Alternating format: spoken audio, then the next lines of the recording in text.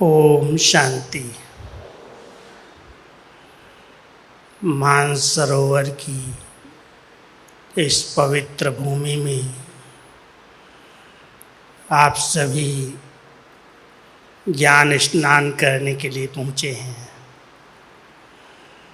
इसलिए सबसे पहले तो आपका बहुत बहुत स्वागत है।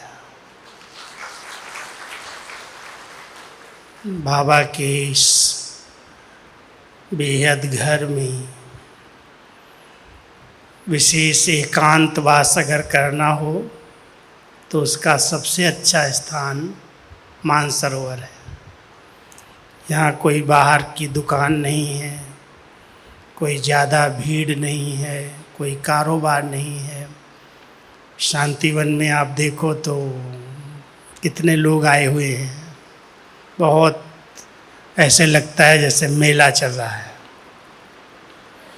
और आप सबकी नज़रों से दूर 3 दिन के लिए यहाँ पर विशेष योग तपस्या करेंगे। तपस्या करेंगे कि योग करेंगे? तपस्या और योग में अंतर है। बाबा कहता है योग शब्द को ख़त्म कर दो, याद करो। योग तो हठ योगियों ने नाम दे दिया, लेकिन बाबा को प्यार से याद करो, उनकी याद में समाये हुए रहो। लेकिन जब तपस्या शब्द आता है तो तपस्या के अंदर कोई भी प्रकार की सुस्ती नहीं चाहिए, अलबेलापन नहीं चाहिए। तपस्वी लोगों की जीवन के बारे में आप सब ने सुना होगा। कोई भी सिद्धि, कोई भी वरदान प्राप्त करने के लिए, भगवान को प्रसन्न करने के लिए,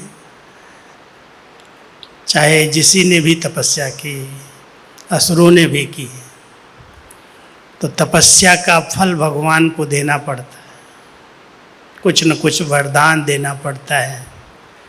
आज मेरे से कोई प्रश्न कर रहा था कि आशीर्वाद और वरदान में क्या अंतर है? क्या अंतर है? बाबा ने अपने बच्चों को, तपस्वी आत्माओं को वरदान दिए हैं। तपस्या के बल से एक बाबा दूसरा न कोई। हमारी तपस्या क्या है? एक टांग पर खड़ा होने वाली नहीं है। कोई शीर्षासन करने की ज़रूरत नहीं है। हमारी तपस्या तो बाबा के प्यार में समाने वाली है। तो जिन आत्माओं के दिल में एक बाबा बसता है, एक बाबा के प्रति जिगरी प्यार है और संकल्पों में बहुत दृढ़ता है, वही तपस्वी है। तो तपस्या करने से भगवान भी इतना राजी हो जाता है जो बच्चों को वरदान दे देता है। लेकिन वरदान को काम में लगाने के लिए हम सबको कहता है दान करो। जो मेरे से मिला है वो दूसरों को देते चलो, तो वरदान आपका अपना हो जाएगा।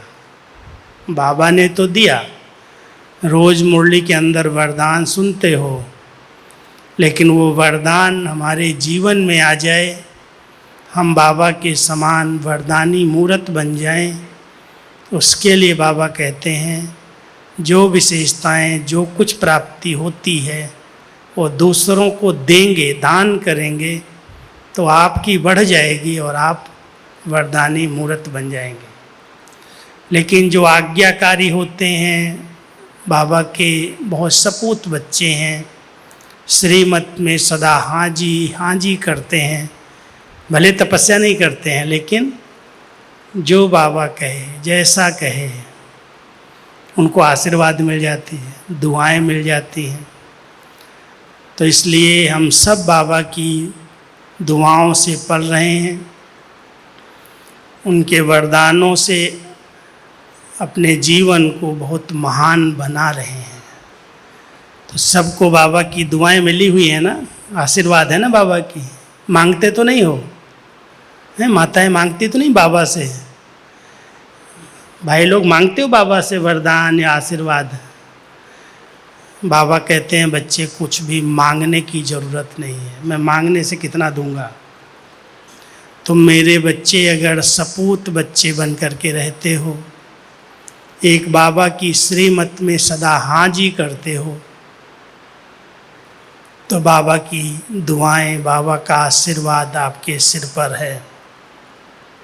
और जिसके ऊपर भगवान का आशीर्वाद हो, उसके लिए कोई भी मुश्किल, मेहनत, कोई भी बात असंभव हो ही नहीं सकती।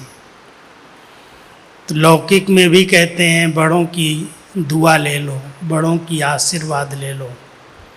तो हम सब के ऊपर तो माता पिता की, अपने दादियों की, बड़ों की सदा आशीर्वाद रही है, क्योंकि अगर उनके हम आज्ञाकारी बन कर के रहे हैं। मैंने तो और कुछ सीखा ही नहीं, बड़ों ने जो कहा कभी उनकी बात को कट नहीं किया, जी हाँ जी हो जाएगा, कर लेंगे। ये ऐसे नहीं कहा कि ये तो मुझे आता ही नहीं है, जो कहा हो जाएगा। बड़ों ने आशाएं रखी, उन्होंने अगर कोई सेवा दी और हमने उसको बहुत ईमानदारी के साथ समय के पहले पूरा कर दिया, तो उनकी दुआएं मिल जाती हैं। तो वरदान तो वरदाता देता है, लेकिन आशीर्वाद और दुआएं सब की ली जा सकती हैं। सब दुआएं दे सकते हैं, लेकिन वरदान नहीं दे सकते। वरदान एक ही दे सकते, सतगुरु। तो हम सब बाबा के बच्चे इस संगम युग पर विशेष समय निकाल करके तपस्या करने के लिए आते हैं। तो मधुबन में इस महान सरोवर में आप सभी पंजाब, हरियाणा से किस लिए आए हो? तपस्या करने आए हो ना? तपस्या करेंगे कि योग करेंगे? तपस्या करना। तपस्या में एक बाबा ही निरंतर बुद्धि में याद रहे, उसकी याद रहे, उसका नाम, उसका रूप, उसके कर्तव्य। जब उसका चिंतन चलता रहता है कि मेरा बाबा कौन है, कहाँ है, कैसे मिला है और कितनी श्रेष्ठ जीवन बनाई है, तो बाबा बाबा बाबा का अनहद नाद अंदर ही अंदर जिन आत्माओं के चलता है, वो तपस्वी बन जाते। वैसे तो तपस्या के लिए वह आसन की ज़रूरत होती है, आसन पर बैठ कर के तपस्या करते हैं। कोई ने भी अगर सिद्धियां प्राप्त की हैं, तो आपने देखा होगा जितने धर्म आत्माएँ, महान आत्माएँ हुई हैं, उन्होंने किसी न किसी वृक्ष के नीचे बैठ के तपस्या की। गौतम बुद्ध के बारे में सुना होगा, दूसरे सब जो भी ऐसे महान आत्माएँ हुई, वो कहीं न कहीं वृक्ष के नीचे, और विशेष करके बरगद के, पीपल के वृक्ष के नीचे बैठ के तपस्या की, और उनको बहुत सारी सिद्धियां मिल गई, वरदान मिल गए। तो हम सब बाबा के बच्चों को बाबा ने वृक्ष के नीचे बैठकर तपस्या करना सिखाया है। कौन सा वृक्ष? कल्प वृक्ष, जिसके लिए बाबा कई बार कहते हैं, जैसे आज भी बाबा कह रहे थे कलकत्ता के अंदर बनन ट्री है, बरगद का बहुत बड़ा वृक्ष है।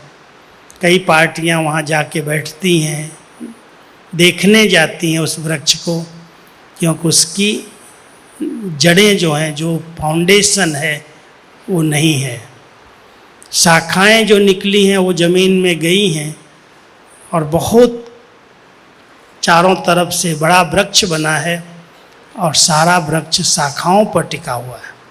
मेन थुर जो है, मेन जो जगह है, उसका नाम ही नहीं कहाँ पर है वो। तो बाबा भी कहते हैं ये जो कल्प वृक्ष है, इसका फाउंडेशन सड़ गया है ही नहीं। आदि सनातन देवी देवता धर्म प्राय लोप हो गया, लेकिन आज शाखाएं कितना विस्तार को प्राप्त हो गई। जो देवता धर्म की आत्माएं हैं वो हिंदू के रूप में हिंदू कहलाने लगी, लेकिन आदि सनातन देवी देवता धर्म जो पूरे वृक्ष की जड़ों में है, जो पूरा वृक्ष संचालित जिससे हो रहा है वो धर्म प्रायलोप है।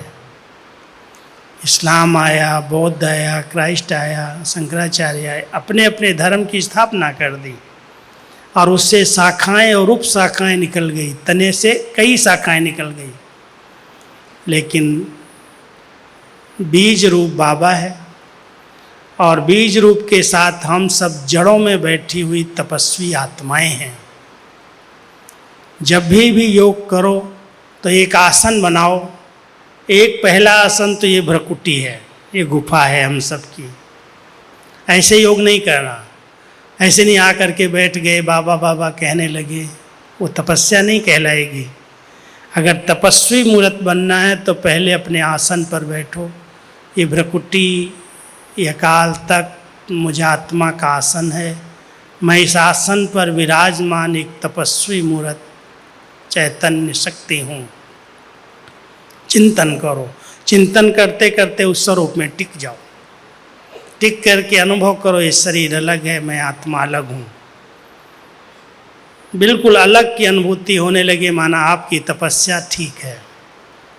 शरीर का अगर भान बार बार खींचता है, बार बार कहीं बुद्धि इधर से उधर भटकती है, बार बार उसको हम कंट्रोल करने की कोशिश करते हैं, तो योग तपस्या का रूप नहीं लेता। याद करते हैं, मेहनत करते हैं, लेकिन एक तपस्वी मूर्त बन जाएं, उसमें बहुत अच्छी एकाग्रता चाहिए। तो एकदम स्थिर एकाग्र, मैं जो हूँ जैसा हूँ, आत्मा जो है जैसे, और मेरा बाबा जो है जैसा है। जब दोनों की एक स्मृति रहती है और उस स्मृति में आत्मा मनन करते हुए समा जाती है, तो ये तपस्या विकर्मों का नाश कर देती है। इंद्रियां शीतल बन जाती हैं, कोई भी प्रकार की उत्तेजना नहीं रहती, अंग अंग सुगंधित हो जाते हैं, कोई भी प्रकार की अपेक्षाएं नहीं रहती, नाम की, मान की, शान की, ये आवश्यकता, ये चाहिए, ये चाहिए, वो सब चाहनाएं समाप्त हो जाती हैं। इसलिए बाबा ने कई मुरलियाँ ऐसी चलाई हैं कि तपस्या माना बेहद का वैराग्य, हर बात से वैराग्य, कुछ नहीं चाहिए। पाना था सो पा लिया, काम क्या बाकी रहा। मिल गया ना, बाबा मिल गया। बाबा ने इतना सब कुछ दे दिया, तृप्त कर दिया, भरपूर कर दिया। जब इच्छा मात्रम अविद्या की स्थिति बनती है, जब आत्मा अपने आप को बहुत भरपूर अनुभव करती है, संतुष्ट हो जाती है, वो तपस्या का फल है। अगर हमारी तपस्या यथार्थ है और हम इस भ्रकुटी आसन पर बैठ कर के इस शरीर से अलग हो कर के बाबा के साथ का अनुभव करते हैं, बाबा की शक्तियों का अनुभव करते हैं, तो आत्मा पावन बन जाती है, आत्मा संपन्न, संपूर्ण, भरपूर बन जाती है, कोई भी कामनाएं नहीं रहती। तो ऐसी श्रेष्ठ तपस्वी जीवन बनाने के लिए बाबा ने हम सबको यहाँ बुलाया है। आप सब आए हो यहाँ की धरनी पर, यहाँ की पवित्र भूमि पर। ऐसी तपस्या करके जाओ जो आत्मा अपने आप को बिल्कुल भरपूर, संतुष्ट, तृप्त अनुभव करे। सब कुछ पा लिया, क्या चाहिए संसार में। बाबा कई बार कहते हैं, क्यों बुद्धि भई विस्तार में भटका रहे हो, क्या तुमको चाहिए। 2 रोटी मिलेंगी, प्यार से रहो, खाओ, आराम से ज़िंदगी जियो। किसके पीछे भाग दौड़ कर रहे हो, किसका चिंतन कर रहे हो, क्यों अपना समय शक्ति बर्बाद कर रहे हो। ऐसा हो रहा है, वैसा हो रहा है, ये ऐसा करता, वो ऐसा करता। अरे कलयुग है और कलयुग के अंतिम समय पर हम सब पहुँचे हैं। हर क्षेत्र में अति होने वाली है, अति के बाद ही अंत आएगा, तो हम इसका चिंतन क्यों करें। तो यहाँ पर तो कम से कम 3 दिन के लिए सब चिंतन समाप्त करके, कोई चिंतन बहुत तो नहीं है ना, कोई लेके तो चिंतन नहीं आए हो। बच्चों का क्या होगा, घर का क्या होगा, खेती का क्या होगा, व्यापार का क्या होगा, कईयों का अगर ये चिंतन है तो तपस्या नहीं हो सकती। चिंतन चेंज करो। मैं तो यहाँ 3 दिन के लिए तपस्या करने आया हूँ, तपस्या करने आई हूँ, इसलिए मेरी बुद्धि कहीं भी लौकिक में, हदों में नहीं जानी चाहिए। सिर्फ अपने स्वस्वरूप का चिंतन करो, अपने स्वधर्म का चिंतन करो, अपने स्वदेश का चिंतन करो और अपने स्वपिता से रूह ध्यान करो, बातें करो। 4 चीज़ें बता दी। तपस्वी आत्मा अपने स्वस्वरूप में स्थित रहती है। स्वस्वरूप समझते हो क्या है? आत्मा का स्वरूप क्या है? ज्योति बिंदु है, लाइट है, बहुत हल्की है, डबल लाइट है, एक हल्कापन है और एक प्रकाश स्वरूप है। तो मैं आत्मा इस आसन पर विराजमान एक प्रकाश पुंज, एक ज्योति पुंज, इस शरीर से भिन्न एक चैतन्य शक्ति हूँ। ये अनुभव करना। और जिसका इतना अच्छा जिसने अनुभव कर लिया, वह स्वरूप का अनुभव करते अपने पवित्र, शांत, प्रेममय स्वधर्म में स्थित हो जाएगा। मेरा धर्म कोई ये नहीं है, मैं हिंदू हूँ, मैं मुस्लिम हूँ, मैं सिख हूँ, लेकिन मैं तो एक शांत स्वरूप, पवित्र स्वरूप, प्रेम स्वरूप आत्मा हूँ। ये मेरा आत्मा का धर्म है। धर्म माना हमारी ये निजी धारणा है, और उस निजी धारणा में स्थित होकर के फिर मैं जहाँ से आया हूँ, इस नाटकशाला में, इस रंगमंच पर पार्ट बजाने के लिए आया हूँ। मेरा घर तो इससे पार, सूर्य चांद तारागणों से दूर, वो सुंदर गोल्डन प्रकाश, निर्वाण धाम, शांति धाम, परम धाम, मूल वतन आत्मा का असली घर है। मैं उस स्वदेश से इस सृष्टि पर आया हूँ, खेल खेलने के लिए आया, पार्ट बजाने के लिए आया, अब मुझे वापस जाना है, बस उसकी स्मृति। और उस स्वदेश में जो हमारा पिता रहता है, शिव बाबा को ज्योति बिंदु स्वरूप में देखो, उससे बात करो, उसकी शक्ति लो, उसकी प्रकाश लो, उसकी लाइट और माइट का अनुभव।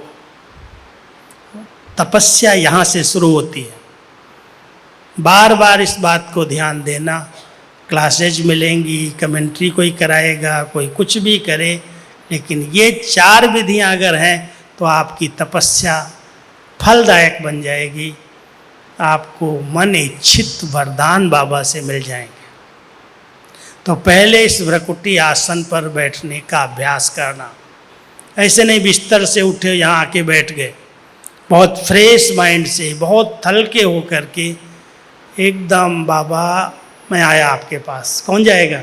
शरीर तो यहीं रहेगा, बुद्धि से हम बाबा के पास चले जाएं। नहीं तो थोड़ी देर बैठेंगे, शांत होकर के नींद आ जाएगी।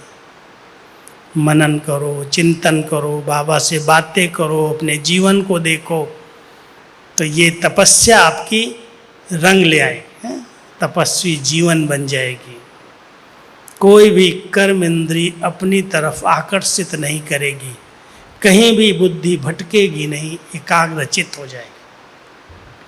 अब दूसरा आसन है वृक्ष की जड़ें। तपस्या के लिए कल्प वृक्ष के तने में, आज बाबा कह रहे थे मुरली के अंदर, कपल मुनि, कामधेनु माँ तपस्या में बैठे हैं, हर बच्चे की कामनाएं पूरी कर रहे हैं। हम सब अपने माता पिता के साथ, कपल मुनि कौन है? ब्रह्मा बाबा। कपल है ना? समझ रहे हो कि ऐसे ही सब कोई ऐसे भी नहीं करता? समझ रहे हो जो बोल रहा हूँ भाई लोग? समझ में आ रहा है? माताएं समझ रही हैं? साहब ऐसे क्यों बैठे, थके हुए हैं क्या? थके हुए तो नहीं हो ना? कपल मुनि हमारा बाबा, कपल है, जोड़ा है, शिव बाबा उसके साथ है। और उनकी सबसे प्रिय जगदम्बा माँ कामधेनु। कामधेनु गाय नहीं थी कपल मुनि के पास, जगदम्बा माँ। और दोनों तपस्या में बैठे हैं, अपने बच्चों के साथ में बैठे हैं, तपस्या के बल से पूरे वृक्ष को शक्ति दे रहे हैं। आज इतना बड़ा वृक्ष जो अभी भी चल रहा है, इतना वृक्ष पुराना होने के बाद बाबा कई बार कहते जर्जरी भूत वृक्ष सबको परेशान कर रहा है, लेकिन फिर भी हरा है, फिर भी बचा हुआ है। कलम लग रही है, क्योंकि जब तक कलम नहीं लगी है तब तक ये वृक्ष खत्म नहीं होगा। ब्राह्मण आत्माएं तपस्या के बल से एक तरफ पुराने वृक्ष को समाप्त कर रही हैं और दूसरी तरफ नए वृक्ष का कलम लगा रही हैं। सतयुग की स्थापना के निमित्त हैं। तो हम सब कल्प वृक्ष की जड़ों में बैठी हुई एक तपस्वी आत्मा हूँ। इस सम्मान में बैठो, मैं पूरे वृक्ष की पूर्वज और पूज्य आत्मा हूँ। पूर्वज हमारे ब्रह्मा बाबा, शिव बाबा को कहते हैं गॉड फादर, और ब्रह्मा को क्या कहते हैं? Great great grandfather. जितने भी धर्म आए हैं उन धर्म पिताओं का भी पिता, पिताओं का भी पिता, दादाओं का भी दादा कौन? सारी रचना, सारी वंशावली ब्रह्मा की रचना है, साकार सृष्टि है। निराकार पिता तो आत्माओं का पिता है, लेकिन साकार में जितनी वंशावली आई हैं, जितनी भी शाखाएं उपशाखाएं निकली हैं, उन सब का ग्रेट ग्रेट ग्रैंडफादर हमारा ब्रह्मा बाबा है। हम उनके बच्चे ब्रह्मा कुमार और ब्रह्मा कुमारियां हैं। हम भी पूरे वृक्ष की पूर्वज आत्मा हैं। पूर्वजों से पूरी वंशावली की पालना होती है। इस सम्मान में स्थित रहना कि हम पूरे वृक्ष की वंशावली की पूर्वज आत्मा हैं, मुझे इनको शक्ति देनी है, सकाश देनी है, इनके दुख हरने हैं, इनको मुक्ति देनी है। बहुत ऊंचा सम्मान है ये। और उस सम्मान में स्थित होकर के जब हम बाबा को याद करते हैं, तपस्या में बैठ जाते हैं, तो कोई भी इधर उधर के संकल्प नहीं चलते। मैं एक लाइट हूँ और मुझ लाइट के द्वारा पूरे वृक्ष को सर्च लाइट मिल रही है। पूरा वृक्ष हरा भरा हो रहा है, सबको शक्ति मिल रही है।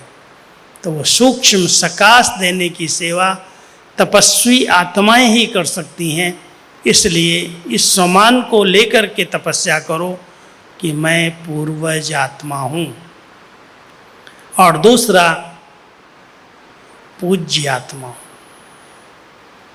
हमारी मंदिरों में हमारे दर्शन से, मूर्ति के दर्शन से कितनी आत्माओं की इच्छाएं पूरी होती हैं, मनोकामनाएं पूरी हो रही हैं। ऐसी श्रेष्ठ तपस्वी आत्मा, भरपूर और संपन्न आत्मा, जिनकी नज़र से लोग निहाल हो रहे हैं, जिनके वाइब्रेशन से संपन्न बन रहे हैं, कितनी महान आत्मा भगवान ने बनाया है। भगवान के बच्चे बनना कोई साधारण बात नहीं है। स्वयं भगवान की नज़र हमारे ऊपर पड़ी है।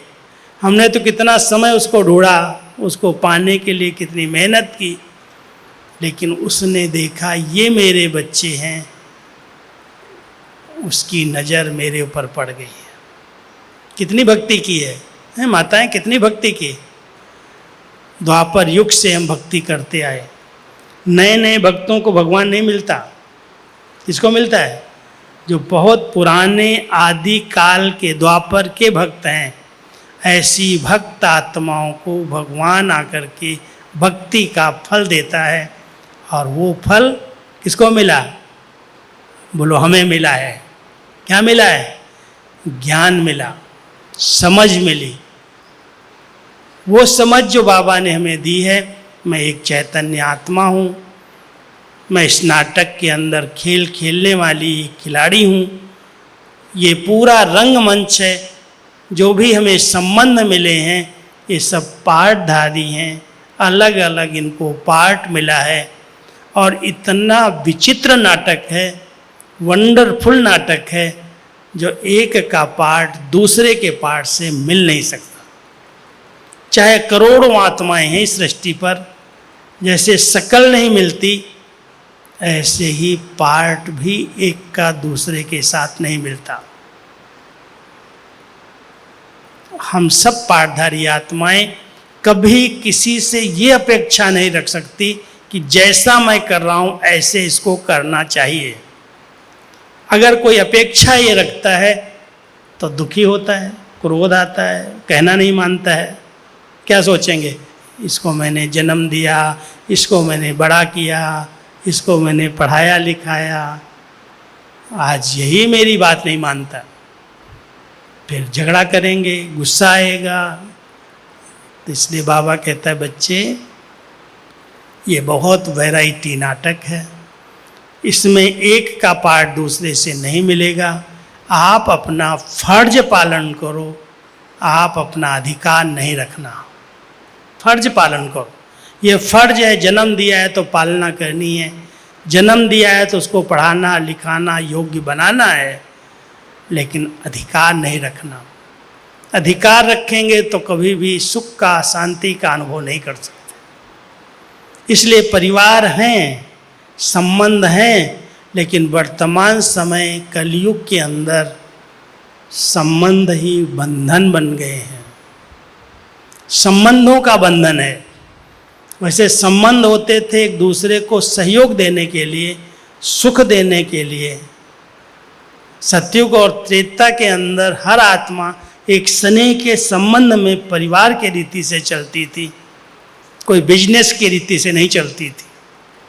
आप लोगों को पता होगा, जो पुराने हैं, बुजुर्ग हैं, जानते हैं, पहले किसी के घर में, गांव में हमने देखा कि अगर कोई चीज़ हमारे खेत में पैदा हुई है, दूसरे के पास कोई दूसरी चीज़ है, तो पैसा दे करके लेन देन नहीं करते थे।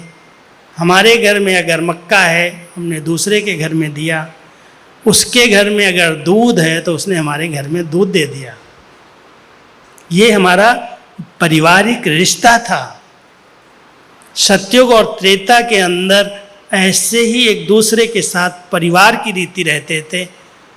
जो जिसके पास होता था एक दूसरे को मदद करते थे। वो संबंध था, वहाँ संबंधों में सुख था। और द्वापर कलयुग आया, पैसे की लेन देन शुरू हुई, स्वार्थ भावनाएं पैदा हुई और संबंधों में टकराव पैदा होने लगे, बंधन बन गया। हर आत्मा कहीं ना कहीं कर्म बंधन में बंधी हुई है, संबंध के बंधन में बंधी हुई है। जब आप तपस्या करेंगे तो तपस्वी आत्मा की पहली निशानी है, उसके बंधन कट जाएंगे। अगर बंधन में बंधे हुए हो, माना आपकी तपस्या ठीक नहीं है। ऐसी तपस्या, ऐसा योग बाबा के साथ है, जो बाबा की वो शक्तियाँ किसी भी प्रकार के बंधन को काट देती हैं।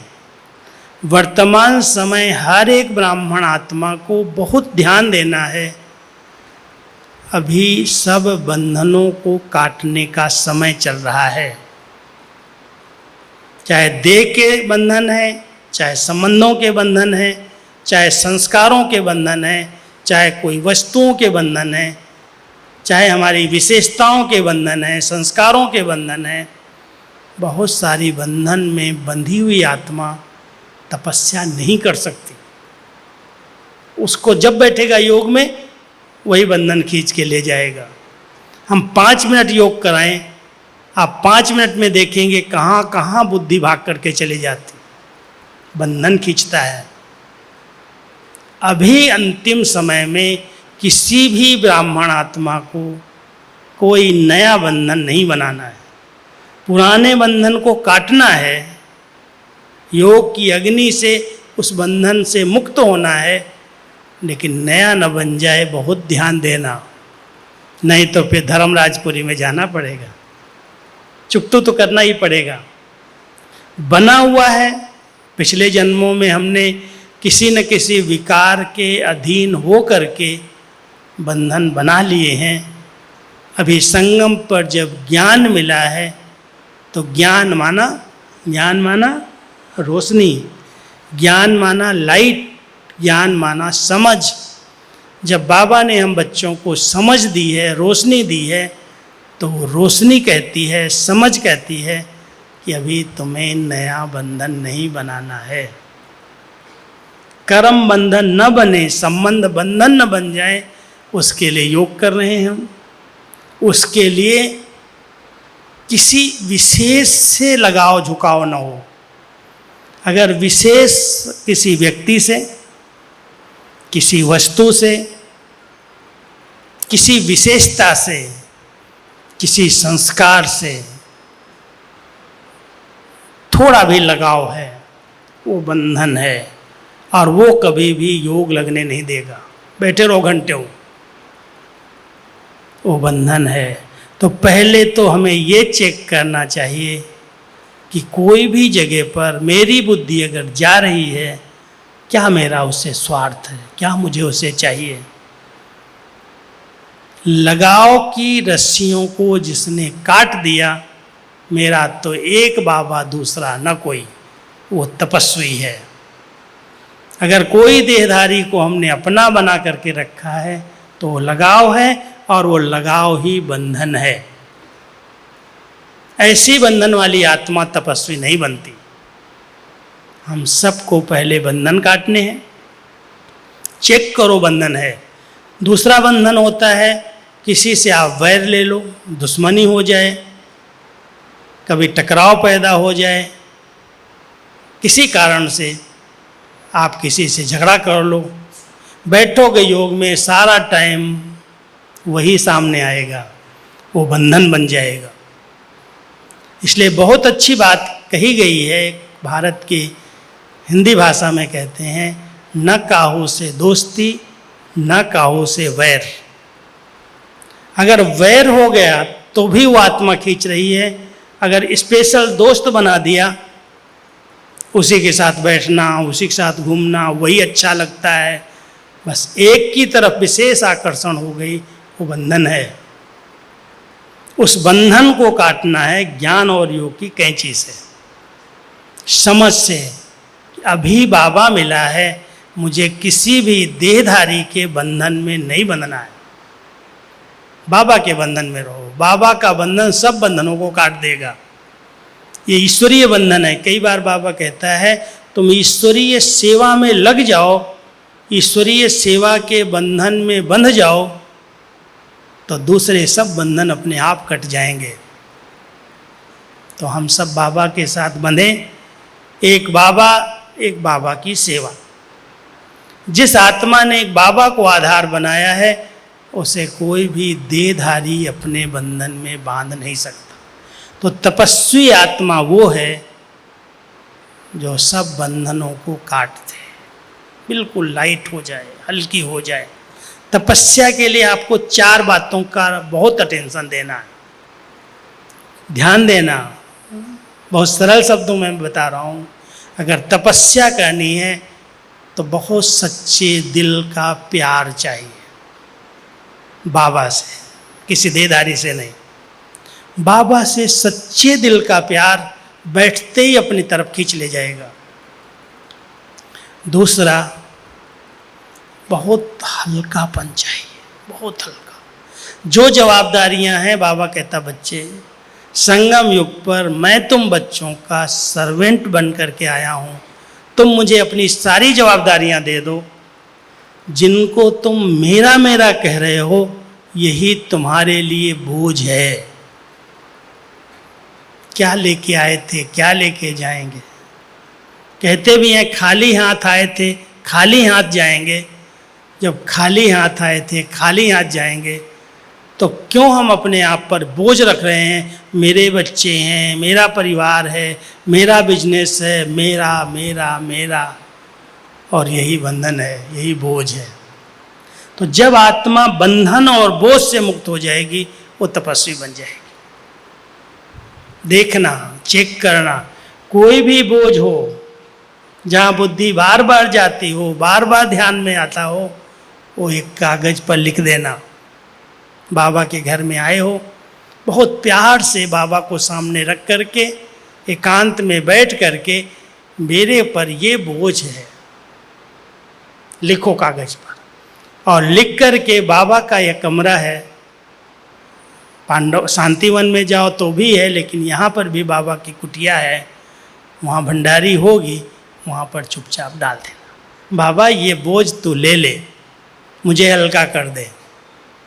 तो जो बोझ और बंधन से मुक्त है उसका योग, उसकी तपस्या बहुत अच्छी होती है।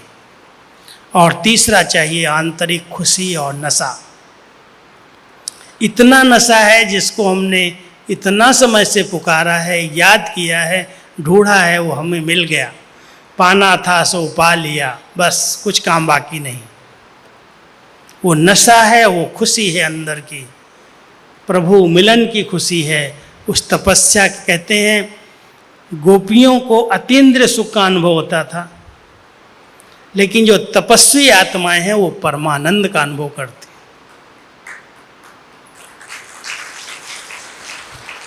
खुशी और आनंद अंतर है, अंतर है, बहुत बड़ा अंतर है। खुशी की भेंट में दुख है, अशांति है, लेकिन आनंद की भेंट किसी से नहीं होती, परमानंद। तो योगी वो है जो परमानंद की अनुभूति करता है। तो हम सभी तपस्वी आत्माएं तपस्या के बल से आनंद की अनुभूति करें और उसी आनंद और खुशी और नशे में रह करके सच्चे सुख का, परम आत्मा और परमात्मा के मिलन के सुख का अनुभव करें। वो आनंद है। हद की चीज़ कोई प्राप्त हो गई, कोई साधन मिल गया, कोई के पास गाड़ी आ गई, कोई के पास कोई चीज़ आ गई, खुश हो गया, बहुत खुशी आ गई। अरे वो सब विनाशी है, आ जाई है, कल ख़त्म हो जाएगी। उसकी खुशी तो क्षणिक है, लेकिन जो सुख है, आनंद जिसको हम कहते हैं, वो है आत्मा और परमात्मा के मिलन में। उस परमानंद की अनुभूति करने के लिए आप आए हो, करके जाना कि वो अनुभव मुझे करना है, जिसमें कोई भी आकर्षण नहीं, कोई भी खिंचाव नहीं, बस प्रभु मिलन का आनंद है। तो ये तीन चीज़ें हुई, एक प्यार, दूसरा हल्कापन, तीसरा खुशी और नशा, और चौथी बात ध्यान देना, वो है सबकी दुआएं। कोई भी एक भी मुझ आत्मा को बद्दुआ न दे। हमारे इतने श्रेष्ठ कर्म हो, इतना हम एक दूसरे के साथी सहयोगी बने, मदद करें, साथ दें, सुख पहुंचाएं, जो उसके दिल से हमारे लिए दुआएं निकलें। जिस आत्मा को दुआएं मिलती हैं उसका योग बहुत सहज लग जाता है। हमारे बड़ों ने कोई मेहनत नहीं की योग की। हमारी दादी प्रकाश मणि जी, भले कोई भी शारीरिक बीमारी आई, कोई भी बंधन आए, कोई भी हिसाब किताब यज्ञ के आगे आए, उनके आगे आए, हमेशा उन्होंने बड़े सहज रीति से यही शब्द कहे, मुझे तो बाबा की, परिवार की, सबकी दुआएं हैं, इसलिए मुझे कोई दुख नहीं, कोई फीलिंग नहीं, बाबा की दुआएं हैं, बाकी और क्या चाहिए। परिवार की दुआएं हैं, बड़ों की दुआएं हैं, तो हर पेपर, हर परिस्थिति उसका सहज सामना किया जा सकता है। और दुआएं मिलती हैं तो अंदर खुशी होती है, और खुशी के आधार से योग में बैठ जाओ, बुद्धि भटकती नहीं है, बहुत सहज एकाग्र हो जाती है। तो ये चारों बातें तपस्या का स्तंभ हैं। जैसे योग के स्तंभ बताते हैं ना बहनें पहले पहले कोर्स में, ब्रह्मचर्य व्रत की पालना करो, शुद्ध अन्न खाओ, संग अच्छा रखो, दैवी गुण धारण करो, ये चार पिल्लर पहले दिन ही बता दिए जाते योगी जीवन के लिए।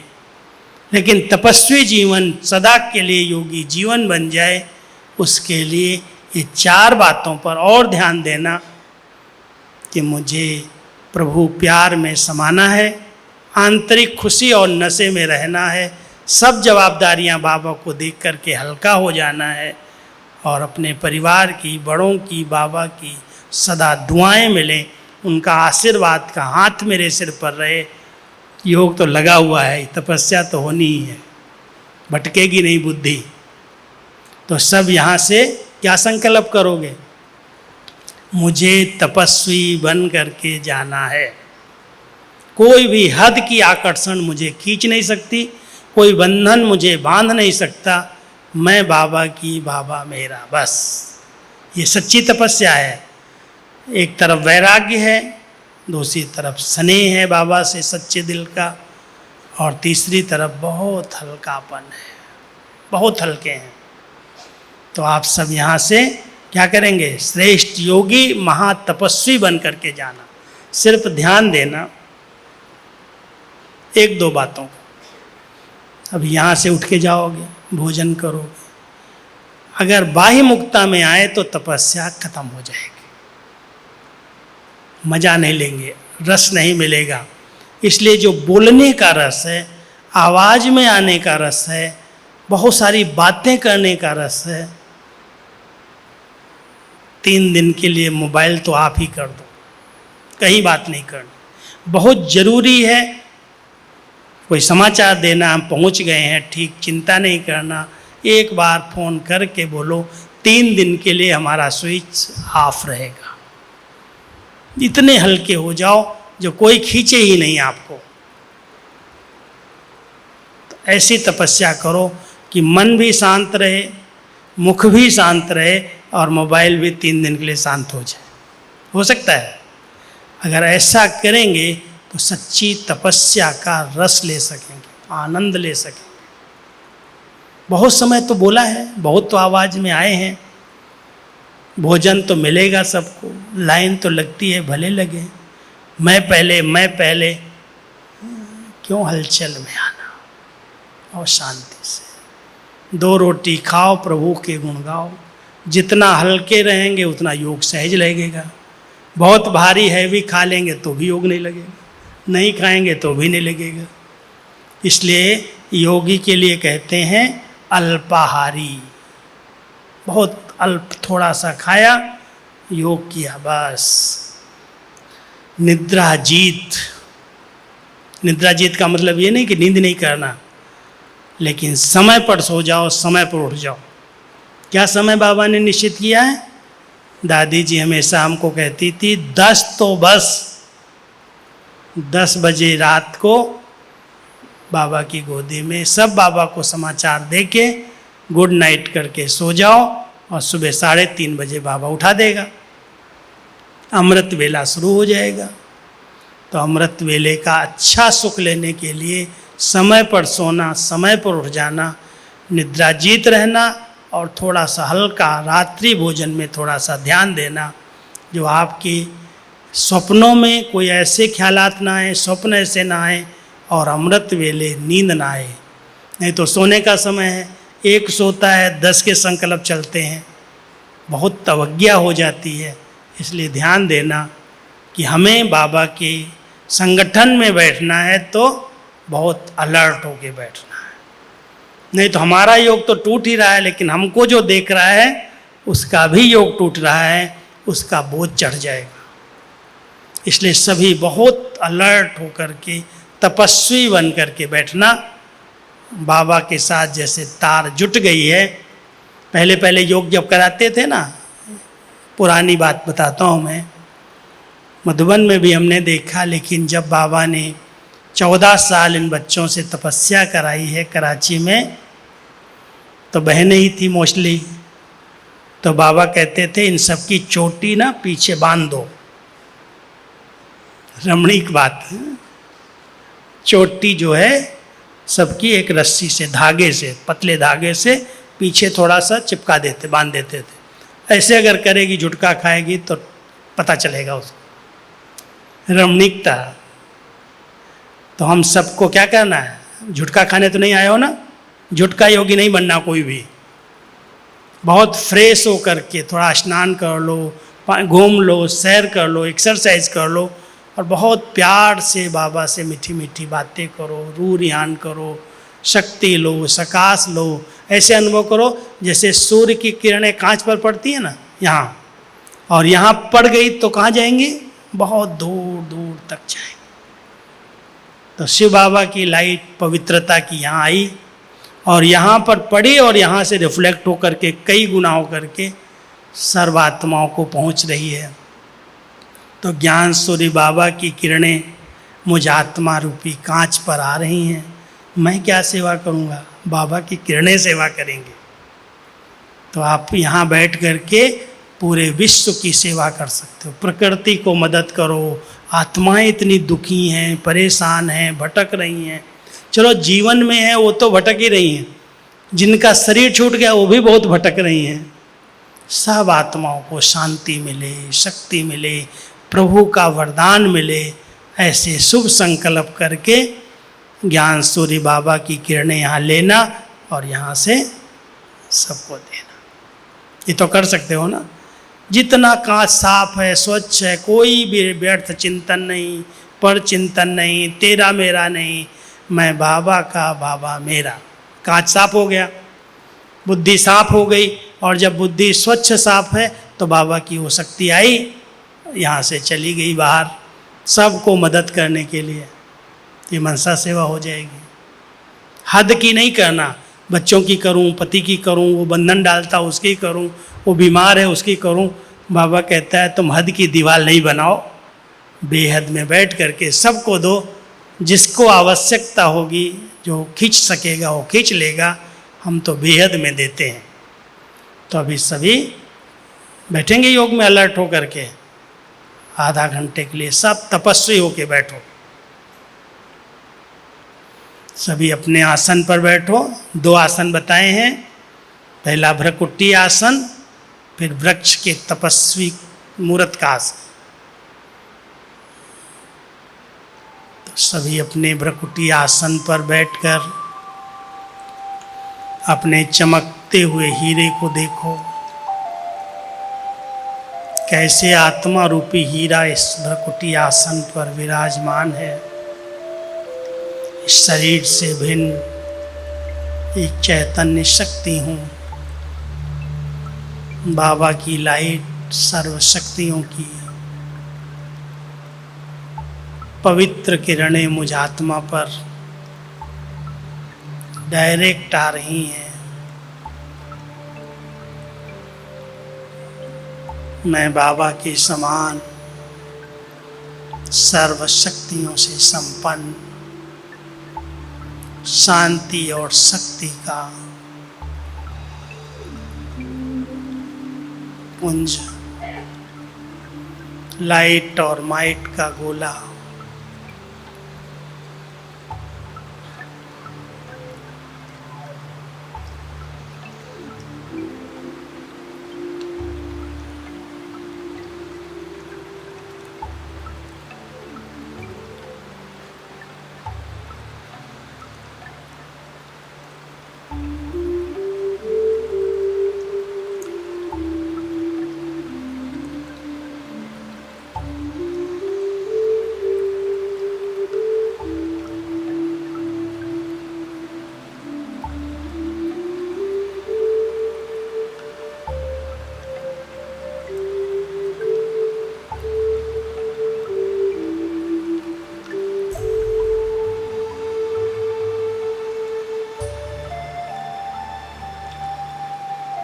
सभी अपने मन बुद्धि के विमान से इस 5 तत्वों की दुनिया से दूर नील गगन से भी पार सूर्य चांद तारागणों से क्रॉस करते हुए मैं आत्मा उस लाइट की दुनिया में प्रवेश कर रही हूँ। मैं एक बहुत चमकीली ड्रेस को पहनकर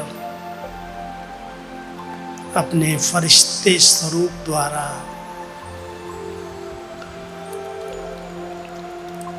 उस फरिश्तों के पिता के साथ अव्यक्ति मिलन मना रही हूँ।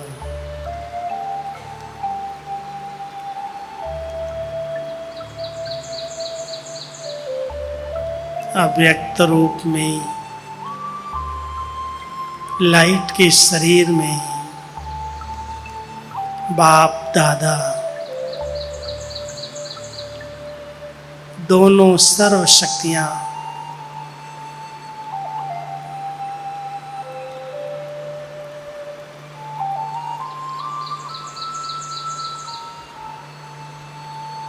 मुझ आत्मा के सामने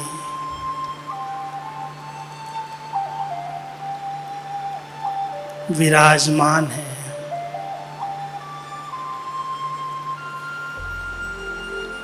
बाप दादा के दिव्य नयनों से उनके चमकते हुए मस्तक से वो पवित्र लाइट की किरणें मुझ आत्मा को भी संपन्न बना रही हैं।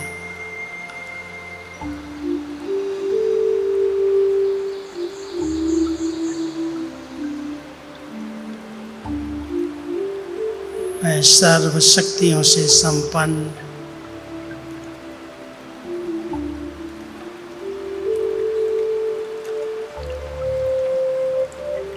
अव्यक्ति फरिश्ते ड्रेस में इस विश्व ग्लोब को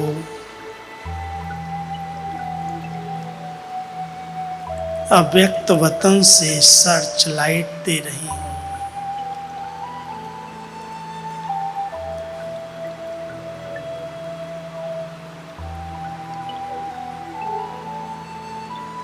अनेक दुखी परेशान आत्माएं जो पुकार रही हैं, उन सब को वो पवित्र किरणें सुख और शांति का वरदान दे रही है।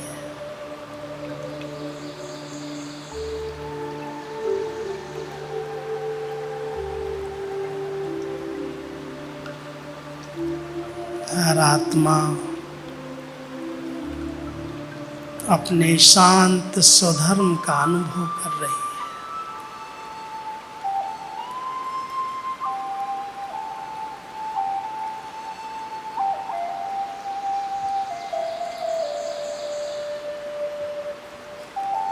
इस पूरे वायुमंडल में शांति के, पवित्रता के प्रकंपन फैल रहे हैं।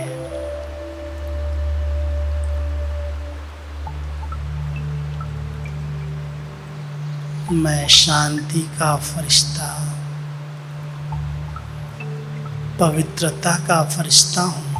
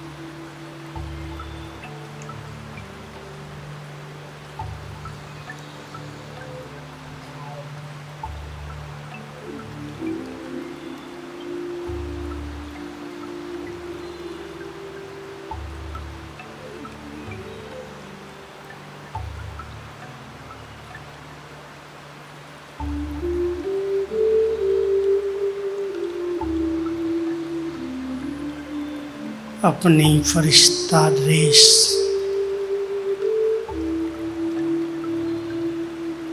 परिवर्तन कर अपने निराकारी स्वरूप में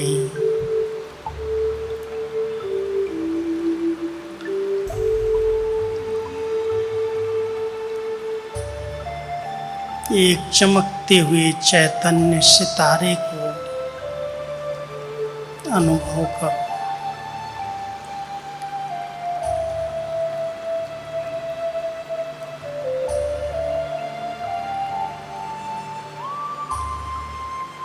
मैं चैतन्य सितारा अव्यक्त वतन से भी पार अपने निराकारी घर में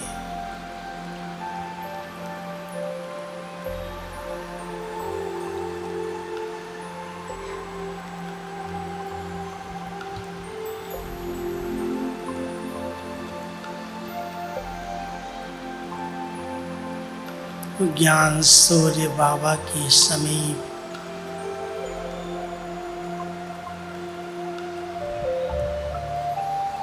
अपने मूल स्वरूप में स्थित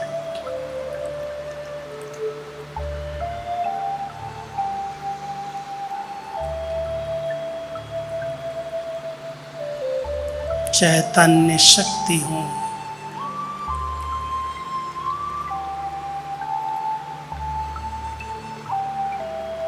परमधाम घर की असीम शांति का, पवित्रता का अनुभव हो रहा है।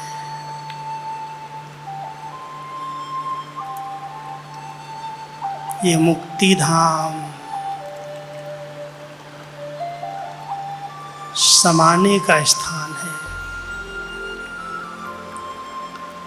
परमात्म प्यार में समा जाओ।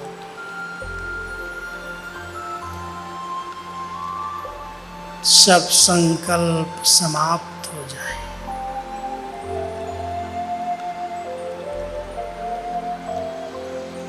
मैं और मेरा बाबा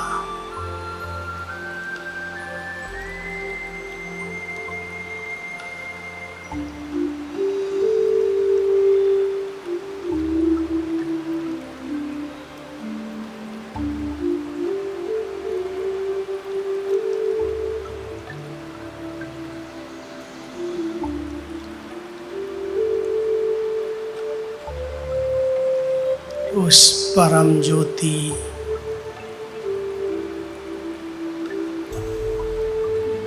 ज्ञान सूर्य बाबा की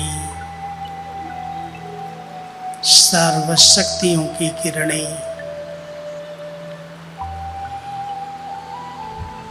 मुझ आत्मा को सर्वशक्तियों से संपन्न बना रही है।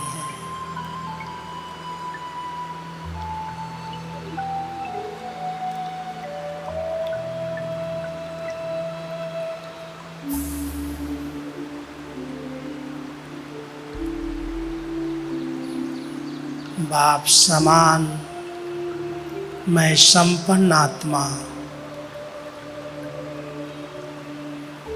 उस ऊंची चोटी के स्थान से अब इस पूरे ग्लोब को देख रहा हूँ।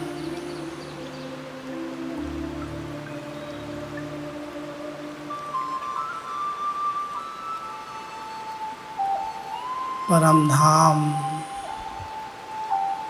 जिस घर की सभी चाहना रखते हैं,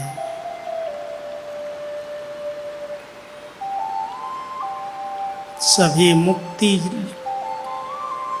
का अनुभव करना चाहते हैं,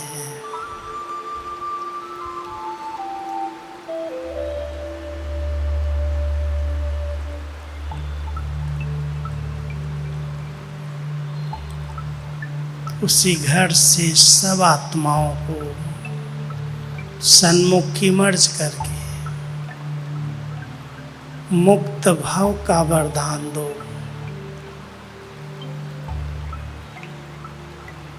हर एक दुख अशांति से, भटकने से मुक्त हो जाए।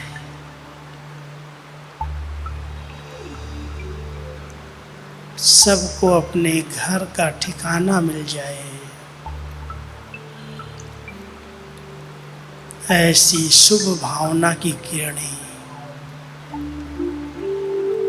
इस पूरे वायुमंडल में फैलाओ।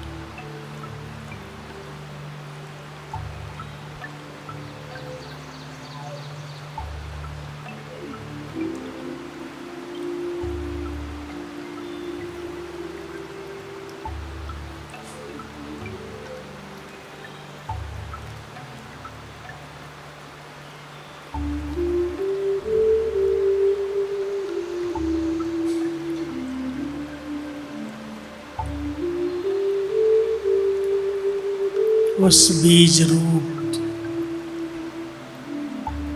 कल्प वृक्ष का वृक्षपति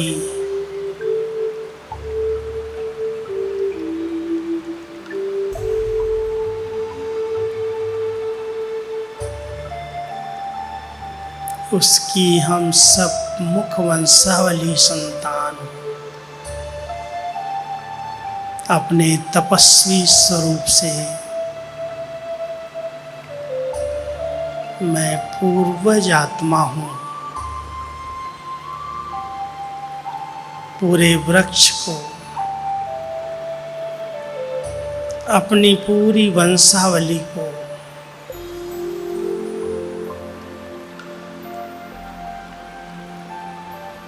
सर्व शक्तियों की सकाश दो।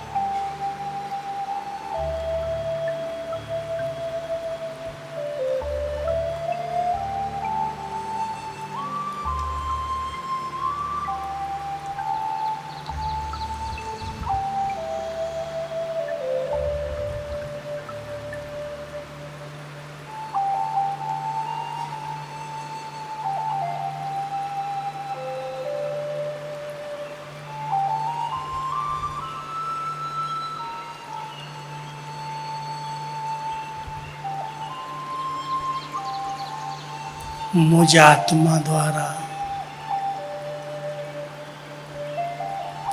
उस बीज रूप बाबा की सर्व शक्तियाँ पूरे वृक्ष को शक्ति दे रही हैं।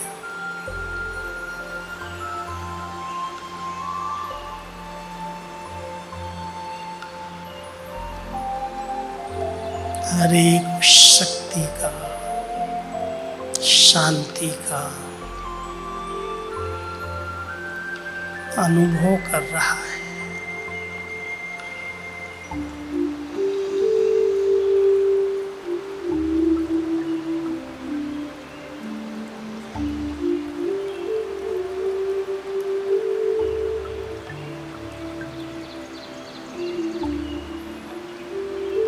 माता पिता के बीच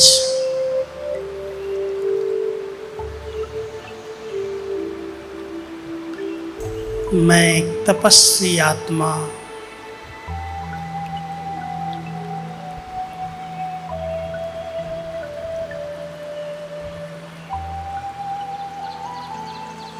तपस्या के बल से इस पूरे वृक्ष को लाइट दे रहा हूं। एक तरफ मेरी कामधेनु माँ है, अनन्य दादियाँ हैं, दूसरी तरफ कपिल मुनि ब्रह्मा बाप है। मैं उनके साथ तपस्वी आत्मा, पूर्वज आत्मा पूरे वृक्ष को लाइट दे रहा हूं।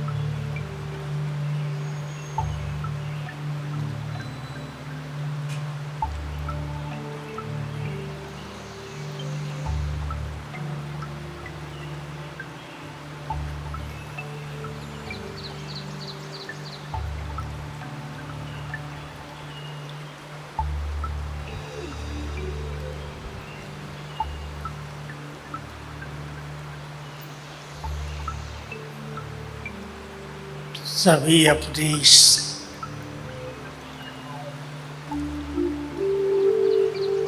चैतन्य मंदिर में मूर्ति के रूप में विराजमान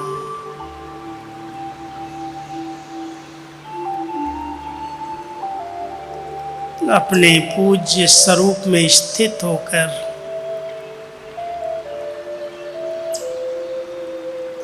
अपने भक्तों की सब मनोकामनाएं पूरी करो।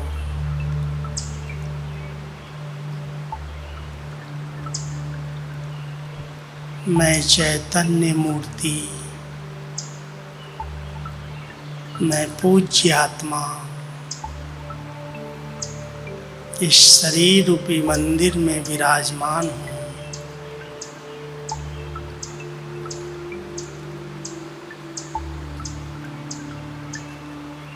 मैं संतुष्ट मणि हूँ, सर्व शक्तियों से संपन्न हूँ, सर्व प्राप्तियों से भरपूर हूँ। मैं मास्टर दाता हूँ।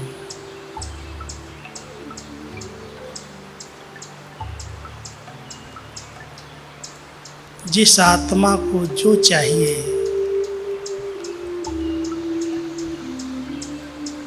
मेरे दाता स्वरूप से उन सबको प्राप्ति हो रही है।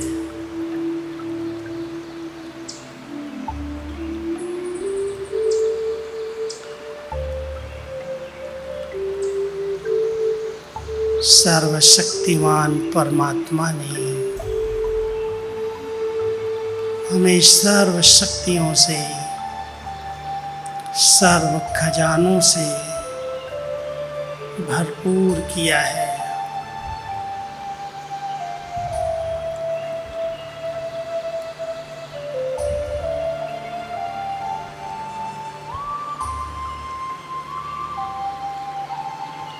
लोग मेरे जड़ मंदिरों में आकर दर्शन करके भी प्रसन्न हो रहे हैं। मैं ऐसी चैतन्य मूर्ति हूँ। मैं शिव शक्ति हूँ।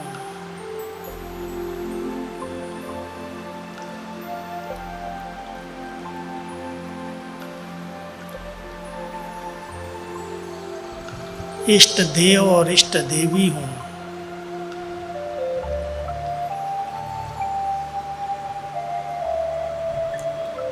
सर्व भक्तों की मनोकामनाएं पूर्ण करने वाली हूँ।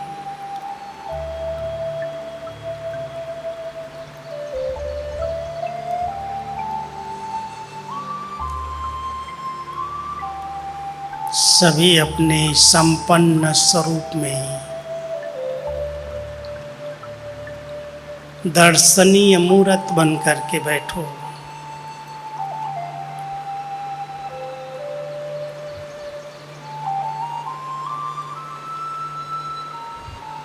इस दोनों नयनों के बीच विराजमान मैं चैतन्य मूर्ति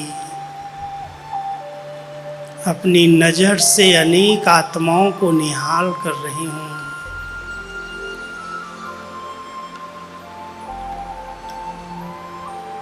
मैं संपन्न संपूर्ण मूर्ति हूँ।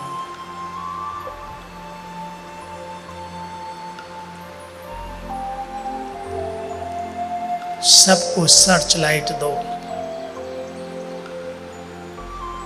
सबकी मनोकामनाएं पूर्ण करो। इसी सम्मान में बैठकर तपस्वी बन जाओ।